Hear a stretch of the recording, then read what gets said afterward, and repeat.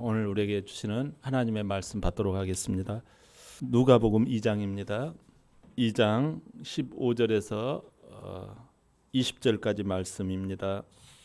찾으신 줄 알고 교독합니다.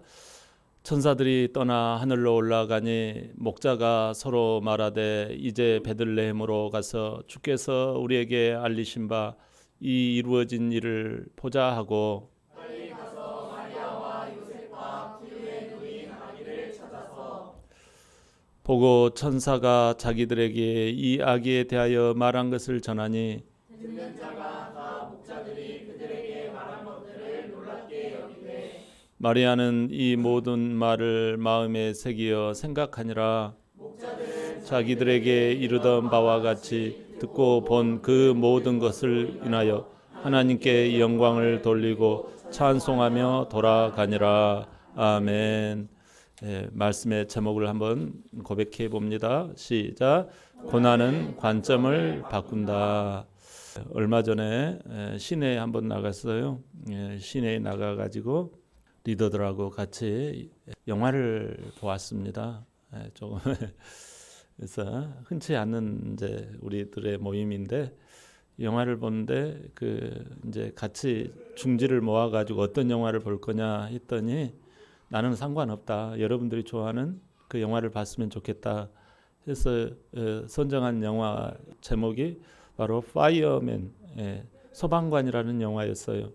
이 영화를 보면서 정말 좋은 분위기도 좋고 너무나도 이렇게 집중을 하니까 마음의 평안도 오고 좋더라고요. 여러분들도 좀 시간을 내셔서 영화를 한번 보시면 좋은 시간이 될 것 같아요.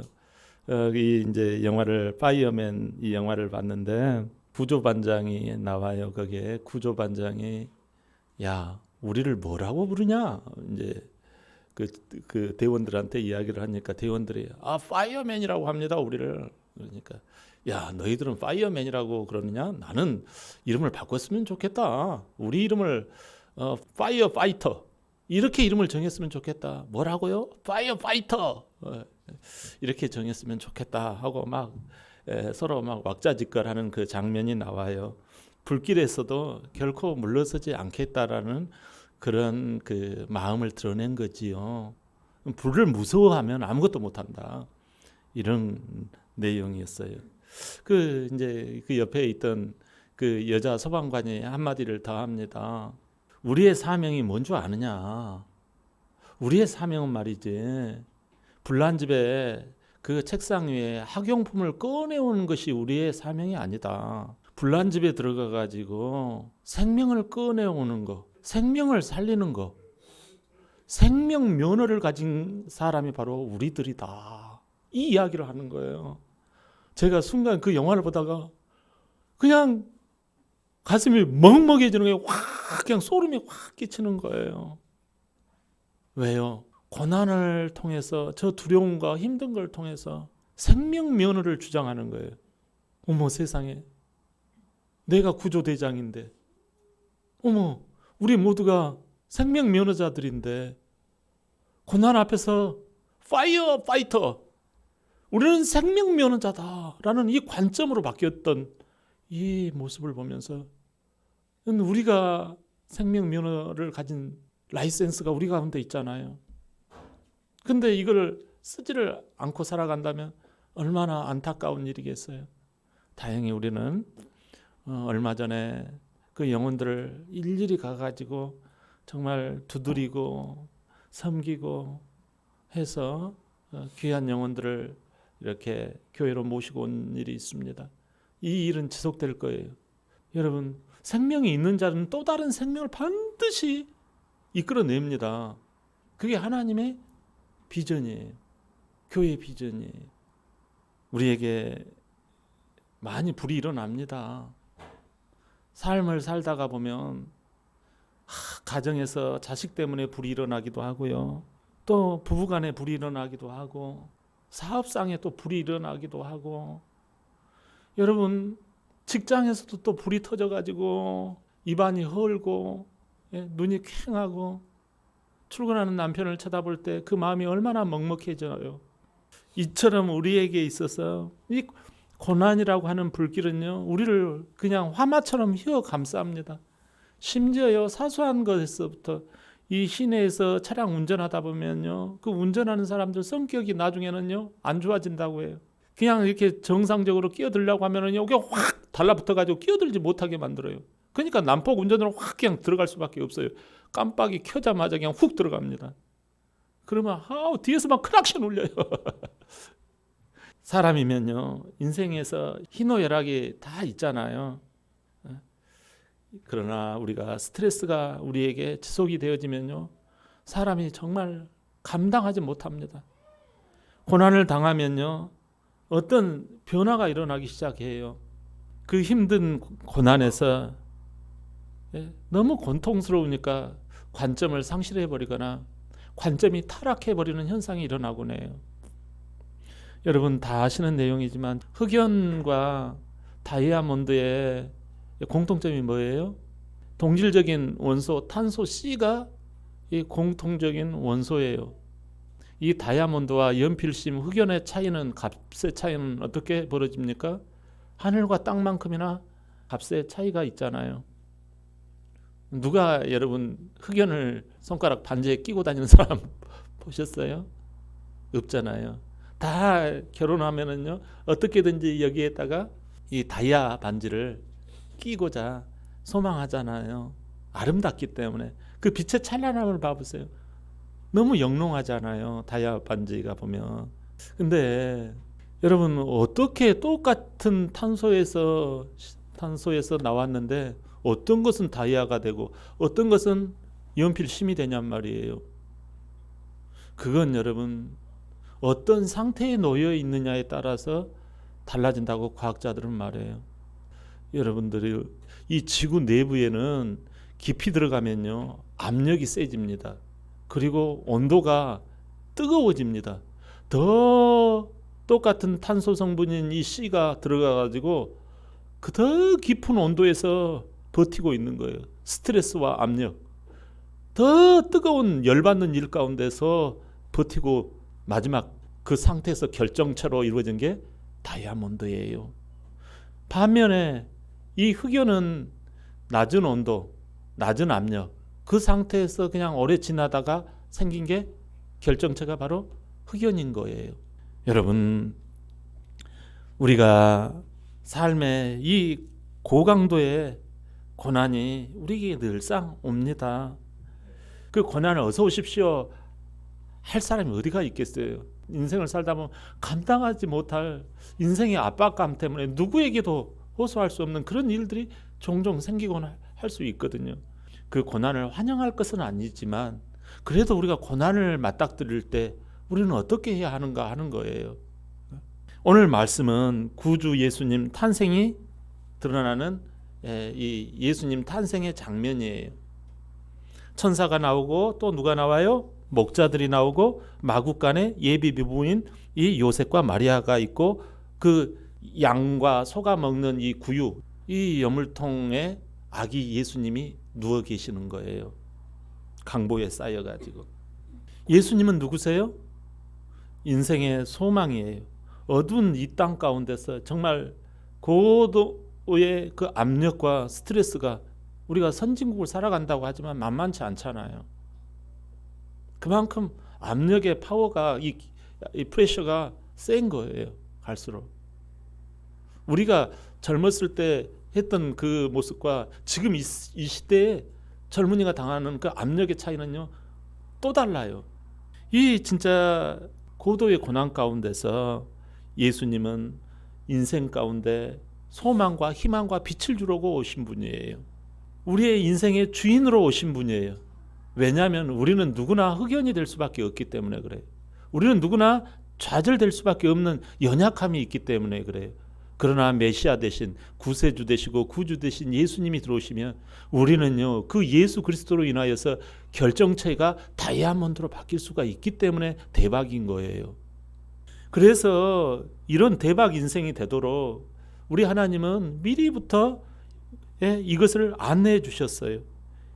인생의 주인이 오신다, 메시아가 오신다, 이걸 선지자들을 통해서 수없이 알려주었거든요. 미가서 5장 2절 한번 볼까요? 시작. 베들레헴 에브라다야 너는 유다 족속 중에 이스라엘을 다스릴 자가 내게서 내게로 나올 것이라. 그의 근본은 상고의 영원에 있느니라. 아멘. 미가 선지자는 예수님이 베들레헴이라고 하는 그 장소라는 그 지점까지 콕 집어가지고 이렇게 알려주실 정도로 우리 하나님은 친절하시고 우리가 받아들일 만하게끔 안내를 해주시는 분이세요. 근데 막상 성탄 소식을 들은 사람은 누구예요? 천사들로부터 목자들을 통해서 온 세상에 구세주가 나셨다네, 이게 알려지잖아요. 천사들이 이 목자들에게 첫 번째 이 성탄 소식을 알려주잖아요. 우리가 생각할 때는 의아해요. 당시 목자들은 사회의 어떤 주류 멤버들은 아니거든요. 그들은 오히려 비주류 취급을 받았고 비천한 사람들, 아우 정말 저것들은 아주 짐승 같은 인간들, 아주 그냥 고생이 밥이고 고생이 그냥 국이 되는 인생들이야. 이렇게 정말 짐승과 같은 고난쟁이들, 더럽고 수치스러운 고난의 냄새에 찌든 인생들, 가까이 오지도 말라고 그래. 아이고 고생 탈까 보다. 막 이 정도로 손가락질을 받던 인생들이거든요. 양들을 지키며 고난의 그 물결 속에서 살던 그 목자들, 그럼에도 그 고난의 터널 속에서 목자들이 성탄의 기쁨을 가장 먼저 누리게 하신 하나님이세요. 할렐루야. 아멘. 얼마나 감사해요. 고난 가운데서 성탄의 기쁨, 이 인생의 소망, 인생의 위로와 희망을 얻게 된다라는 것은요, 이건 고생길 안에 들어가 본 사람만이 알아요. 대박 인생이 있잖아요. 이런 극도의 그 프레셔, 이 고난과 이 압박에 시달리면 관심이 어디로 흘러갈까요? 먼저 불평으로 관점이 돌아가 버립니다. 요셉과 마리아는 결혼을 앞둔 부부잖아요. 근데 처음 마리아가 성령으로 잉태되었을 때, 아니 같이 살지도 않는데 세상에 아내가 마리아가 임신을 해가지고 오늘 이렇게 애를 낳아버렸네. 그럴 때 예비 신랑 된 이 요셉의 마음은 어떠했을까요? 정말 원망, 불평, 치솟아 올랐을 거예요. 그러나 성경은 그렇게 하지 않았다고 그래요. 그래서 이 요셉과 마리아가 참 하나님의 은혜를 이렇게 입은 육신의 부모가 된 거예요. 여러분, 고난이 닥치면 얼마나 많은 사람들이 너 탓이다, 누구 탓이다 하면서 불평하는 경우가 많습니까? 미국 애틀란타 대학교 대학생이 하나가 있었어요. 그 사람 이름은 카일이에요. 사지 절단증이라는 어떤 그 병이 있나 봐요. 저는 잘 모르겠지만 이 장애를 앓고 있었어요. 팔다리가 짧고 키도 120cm밖에 안 되었다고 해요. 1m 20 정도밖에. 근데 이 대학생이 돼가지고 이 수업을 받는데 자기가 레슬링을 하고 싶다라는 거예요. 그러자 주변에서 막 불평을 합니다. 야, 너 정말 좀 그만 좀 해라. 주제를 좀 파악해라. 하고 불평 소재로 삼습니다. 네가 야 무슨 레슬링을 한다고 해. 좀 그냥 가만히 있어 하고 손가락질하고 가는 곳마다 불평의 상대가 되곤 합니다. 심지어 레슬링 코치마저도 그런 이야기를 해요. 야 카이라, 너가 우리 여기 체육관에 와가지고 연습한 것은 자유다. 그러나 너가 시합만큼은 나가지 마라. 이렇게 레슬링 코치가 말하곤 했어요. 그러나 카일은 시합에 나가가지고 연전연패합니다. 정말 부끄러울 정도로 계속 패배를 당하며 사람들로부터 비웃음을 당하고 정말 프레셔를 당합니다. 고난의 그 말할 수 없는 압박을 당합니다. 지속되는 패배 속에서 그는 불평을 딛고 일어섭니다. 카일은 35연패 끝에 값진 첫 승을 따냅니다. 그는 결국 이것이 대서특필이 되기 시작하는 거예요.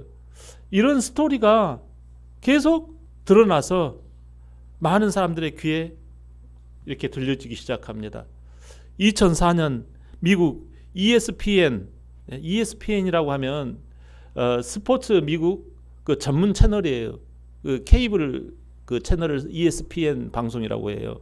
이 ESPN 2004년 최고 스포츠 스타로 등극이 되어집니다.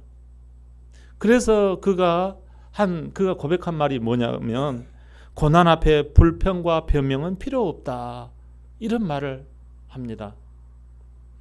여러분, 두 번째로 고난이 밀려오면 사람들의 관점은 어떻게 바뀔까요? 사람들의 여론에 관점을 맞추게 되어집니다. 민수기 14장에 보면요, 이런 내용이 나와요. 하나님께서 이스라엘 백성들을 출애굽을 시켜가지고 이제 광야를 지나서 구름 기둥, 불 기둥의 안내를 받고 이렇게 젖과 꿀이 흐르는 가나안 땅으로 이제 들어가잖아요. 기억나시지요?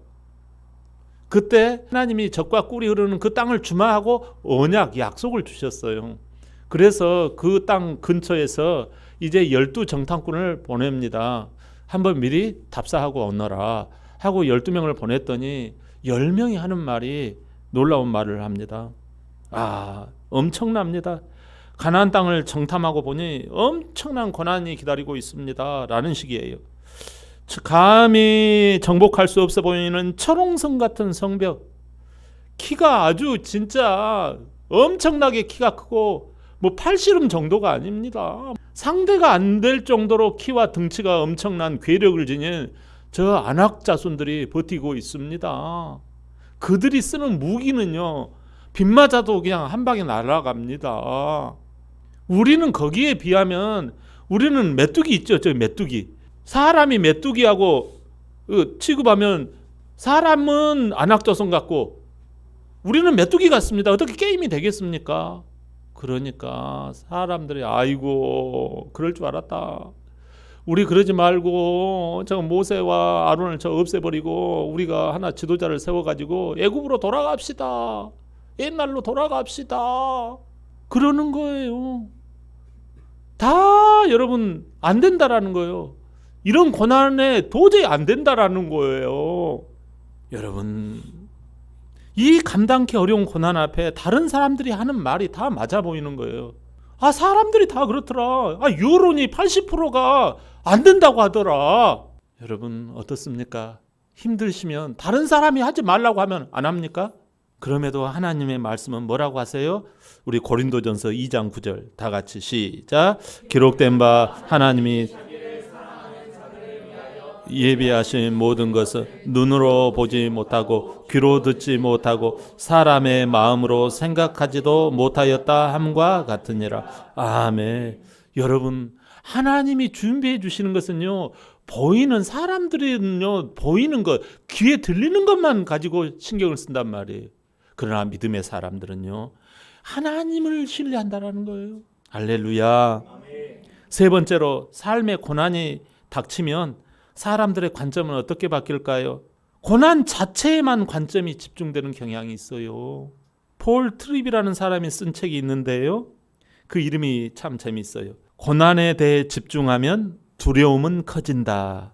이런 책에 이런 귀절이 나와요. 제가 읽어드릴게요. 고난이 너무도 크게 보여서 마음의 눈을 지배하고 생각을 통제하게 되면 주님의 위대하심과 능력은 왜소해 보인다. 하나님이 너무 위대해 보여서 고통을 느끼는 사람은 아무도 없다. 하나님의 놀라운 영광과 경이로운 능력과 임재의 위로가 보이지 않는 이유는 우리의 관점과 생각이 눈앞의 어려움에 묶이기 때문이다. 바로 그 순간 두려움이 엄습하게 된다. 눈앞에 여러분 어려운 점만 생각하게 되어지면 할 수 있어도 못합니다. 마음이 묶여가지고 할 마음이 안 나는 거예요. 꼼짝 못하는 거예요. 아마존에 아주 맹독성 이 뱀이 있어요. 근데 이 아마존에 사는 이 맹독성 뱀은요, 자기보다도 더 등치도 크고 더 체구도 큰 것을 잡아먹어 버려요. 우리가 간혹 가다가 보면 뱀이 계란을 먹는 것을 우리가 보곤 하잖아요. 근데 계란보다 더 큰 엄청난 것들을 삼키는데 어떻게 삼키는 거 아니? 잡아먹는 거 아니? 딱 있으면 뱀이 딱 상대를 발견하면 어떻게 하는 거지? 하면서 소리도 나지 않게 독을 발사를 해버려요. 독을 발사를 하면요, 그 독이 그냥 마비를 시켜버려요, 신경을. 그래가지고 이렇게 유심히 뱀을 바라보고만 있어요. 그럼 뱀은 슬금슬금 다가가가지고요, 그냥 잡아먹어버리는 거예요. 잡아먹히기까지요, 뱀만 쳐다보고 있는 거예요. 사탄 마귀는요, 늘 고난 자체에만 관점을 몰입시켜라. 안 좋은 것만 생각해라. 그 고통이 얼마나 힘든지 아픔만 자꾸 떠올려라. 이렇게 유혹시켜가지고요, 고난을요, 관점을요, 상실하게 만들어요. 그렇다면 우리는 고난이 밀려올수록 어떻게 우리의 관점을 바꿔야 할까요? 바뀌게 될까요? 먼저 하나님만을 바라보는 관점이 하나님은 되게 하세요. 본문에 성탄을 맞이한 첫 대상이 누굽니까? 목자들이에요. 가장 비천한 자들 중에 하나예요. 비천하다라는 말은 고난의 물결 속에서 낮아지고 자기를 부인하는 삶이 점철됐다라는 거예요. 점철된 인생이에요. 절망과 불평에 물들지 않고 오히려 하나님만을 의지하는 그 관점으로 살아가는 인생이 되었다라는 거예요. 비록 몸에서는 불결한 냄새가 나고 그 마음과 영혼은요, 정말 어떨 때는 의지할 곳이 없었지만, 그러나 의지할 곳 없는 그 상황 가운데서도 오히려 이 기회가 하나님을 내가 의지하고 경외하는 기회가 되는구나 하고 소망을 하나님께 두었던 거예요. 지극한 고난을 통해서 영혼의 관점이 온전히 하나님께로 올인되어져 업그레이드 되어져 가는 거예요. 무슨 하나님의 사인만 생기면 마음이 그냥 스르르 열려버리는 거예요. 본문 15절 16절을 한번 볼까요? 시작. 천사들이 떠나 하늘로 올라가니 목자가 서로 말하되 이제 베들레헴으로 가서 주께서 우리에게 알리신 바 이 이루어진 일을 보자 하고 빨리 가서 와 요셉과 구유에 누인 아기를 찾아서. 아멘. 삶의 고난이 그 영혼을 무르익게 만들었다라는 말이에요. 고난을 당하면 무르익는 인생이에요. 여러분, 고난을 당하면 사나워지는 게 아니라, 고난을 당하면 뻣뻣해지는 게 아니라, 고난을 당하면 무르익어요. 천사들을 통해서 하나님의 말씀이 다가오자마자 어떻게 해요? 하나님의 말씀을 듣자마자 어떻게 해요? 빨리 가보자! 야, 우리 빨리 하자! 이렇게 업그레이드 되었다라는 거예요. 이렇게 액션이 바로 들어갔다라는 거예요. 이렇게 순종으로 들어갔다라는 거예요. 서로 말하되 주께서 알리신 일을 보자, 빨리 가보자 했다라는 거예요. 일반적으로 고생하면 어떻게 하는가요? 마음이 강팍해집니다. 아무것도 안 하려고 그래요. 근데 이 목자들은 강팍해지지 않았어요. 오히려 주님께 관점을 집중시키잖아요. 바리새인과 서기관들은 하나님의 말씀을 알았어요, 몰랐어요? 오실 거라는 것을 알고 있어요. 내비 포인트도 알고 있어요. 예수님의 내비 포인트. 베들레헴에 오실 거라는 거 알고 있었어요. 동방박사들이 왔을 때 예수가 어디서 나셨는고 하니까 베들레헴이에요 하고 이야기했던 사람들이에요. 그들은 포인트 지점도 아는데 삶의 고난 가운데서 하나님께로만 집중하지 않았어요. 여러분, 하나님께서는 왜 이 바리새인들에게 먼저 알려주지 않았을까요? 성경 박사들에게 왜 알려주지 않았을까요? 기존 성도들에게 왜 알려주지 않았을까요? 인생의 고난 속에서 고난의 관점을 제대로 깨닫지 못한 거예요. 관점이 다른 곳에 가 있었던 거예요. 오히려 예상치 못한 이 비천한 목자들, 고난을 통해서 하나님만을 고대하고 기대하는 관점이 없었다면 빨리 가보자, 우리 서로 말하며 같이 한마음 되어져서 이런 것이 이루어질 수가 없어요. 사람의 마음은요, 하나님이 아니면 맞춰질 수가 없거든요. 이게 참 희한해요. 하나님만이 사람의 마음을 하나 되게 할 수 있어요. 그래서 빨리 가보자라는 말, 이 성탄, 그 하나님께 영광을 돌리는 게 감히 할 수가 있었겠어요? 마음이 강팍해졌다면, 억지로 했다면 영광 찬송이 어떻게 이게 흘러나왔을까요? 고난이 무르익게 했다라는 거예요. 사랑하는 여러분, 고난이 언제까지 고난입니까? 목사님, 나는 고난이 언제까지예요? 알려드릴게요. 고난이 언제까지 고난일까요? 고난이 하나님께만 집중되는 관점이 될 때까지 고난이에요. 여러분, 고난이 하나님께만 내가 올인하기 시작한다면 그때부터 고난은 더 이상 고난이 아니라 축복이 되는 줄 믿습니다. 그렇다면 우리는 고난이 밀려올수록 어떤 관점을 가져야 할까요? 두 번째로, 영혼이 깨어나는 관점이 되어야 합니다. 오늘 본문에 나오는 목자들은 춥고 고달픈 고난 가운데서 어떻게 합니까? 제가 8절을 읽어드릴게요. 8절에 이런 내용이 나와요. 그 지역의 목자들이 밤에 밖에서 자기 양떼를 지키더니 라고 해요. 한밤중에 남들은 다 잘 때 깨어서 양을 누가 훔쳐가는지, 내 양을 누가 상처를 입히는지 그 사명을 감당했다라는 말씀이에요. 이런 깨어있는 목자들에게 주의 사자가 그들과 함께 있고 영광의 빛을 찬란하게 비추었던 것입니다. 성탄에 기쁨을 주시는 것입니다. 그렇다면 우리는 어떻게 깨어 있어야 합니까? 골로새서 4장 2절 한번 볼까요? 자, 시작. 기도를 계속하고 기도에 감사함으로 깨어 있으라. 예, 기도를 계속하고 기도에 감사함으로 깨어 있으라. 여러분, 우리가 바리새인이 되지 않으려면 기도에 깨어 있어야 하고 감사에 깨어 있어야 합니다. 바리새인들은 어떻게 했나요? 보일 때는 기도하고 안 보일 때는 기도 안 했어요. 그냥 형식적인 거예요. 그러나 진정과 신령으로 우리가 기도하고 범사에 감사하고 이래도 감사 저래도 감사, 우리 인생 살아가면서 여러분 버릴 게 하나도 없는 거예요. 진짜예요. 예수 믿으면요 모든 게 감사예요. 기도와 감사로 깨어있을 때 고난을 이기고 승리하는 줄 믿습니다.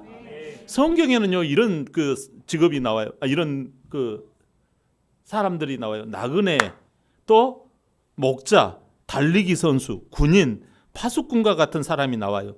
이들의 공통점은 뭘까요? 공통점은 딱 하나예요. 깨어 있어야만 하는 자들이에요. 여러분, 고난은요 우리를 낙심케도 하고 주저앉히게 만들기에 마귀에게 우리는 틈을 주지 말고 깨어 있어야 할 줄 믿습니다.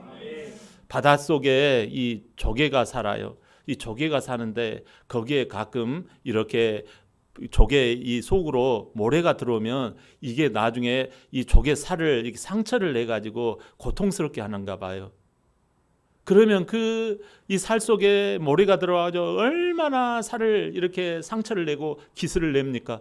그러면 이 조개는요 말할 수 없는 고통과 이 정말 아픔 가운데서 이것을 방어해내면서 분비물을 낸다고 그래요. 그걸 내 가지고 이 모래를 밖으로 밀어내는 역할을 끊임없이 한다고 해요. 그럼 얼마나 고통스럽겠어요. 그러나 이것이 하루가 지나고 이틀이 지나고 사흘이 지나고 몇 날 며칠이 지나면요 이게 나중에는요 뭘로 변하는 거 아니? 이게 진주가 되게 만드는 역할을 한다라는 거예요. 그래서 진주 조개는 이 작은 상처가, 작은 아픔과 고통이 진주 조개의 축복을 만든다라는 사실이에요. 영적으로 축복의 진주 조개가 되시기를 바랍니다. 아멘. 사랑하는 성도 여러분, 고난이 언제 끝날까요? 관점이 바뀌어야 고난이 끝납니다. 관점이 하나님만을 기꺼이 바라보며 수용할 때까지입니다. 깨어서 감사하고 기도하는 관점이 될 때까지입니다. 오늘 목자들은 다윗처럼 춥고 고달픈 현실에서 깨어 있었습니다. 주여, 내가 무엇을 바라리요? 나의 소망이 주께 있나이다 라고 고백했던 이 다윗처럼 어떤 사람이 겸손한 사람일까요? 어떠한 고난에서도 하나님 말씀을 겸허히 받을 정도로 관점이 바뀐 사람이 겸손한 사람입니다. 복음서에서 보면 주님이 낫게 해주시고 주님이 제자로 삼은 사람들의 공통적인 특징이 있어요. 그 사람들의 공통점이 뭘까요? 고생덩어리들이에요. 아주 고난쟁이들이에요. 그럼에도 불구하고 이 고생투성이와 고난투성이에서 그들은 다 같이 관점이 바뀐 거예요. 여러분, 중풍병자는 어떻습니까? 고난이 무르익은 중풍병자가 고침을 받았어요. 혈루증 여인 어떻습니까 여러분? 고난이 무르익은 혈루증 여인이에요. 예수님이 뭐라고 하면 그냥 그 믿음이 충만한 거예요. 여러분, 자녀의 장애를 둔 여인 어떻게 해서 고침받습니까? 장애가 있는 그 아이를 통해서 고난이 무르익었을 때 그 자기 자녀가 고침을 받았던 거예요. 여러분, 관점이 오직 주님께로 바뀐 자들이 공통적인 특징이에요. 목자들은 고난 속에서 관점으로부터 구원을 받자 성탄의 기쁨을 첫 번째로 누리는 은혜를 받아요. 사랑하는 여러분, 연말과 연시, 마감과 시작을 하나님의 전, 주님의 몸된 교회를 가까이 하시면서 어려운 고난 속에서도 관점에서부터 구원이 이루어지시기를 주의 이름으로 축원합니다. 아멘.